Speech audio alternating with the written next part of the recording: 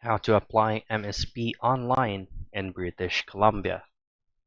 So as of 2024, if you head straight to to.gov.bc.ca, you should be able to check out and apply online using their official site.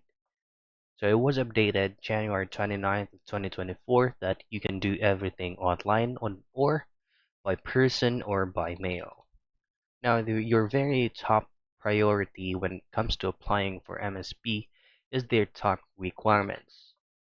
So say, for example, you just moved in or you are just new to Canada.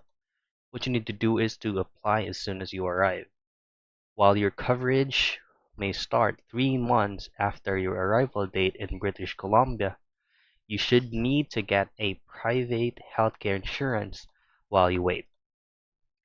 Now, once the 3 months have passed, you can now go back to this website right here and start making or filling out those necessary information so that you can apply online. Just need to click this link right here, apply for MSP, and take note that it takes about 15 minutes to complete all the requirements. So that is how you apply MSP online in British Columbia.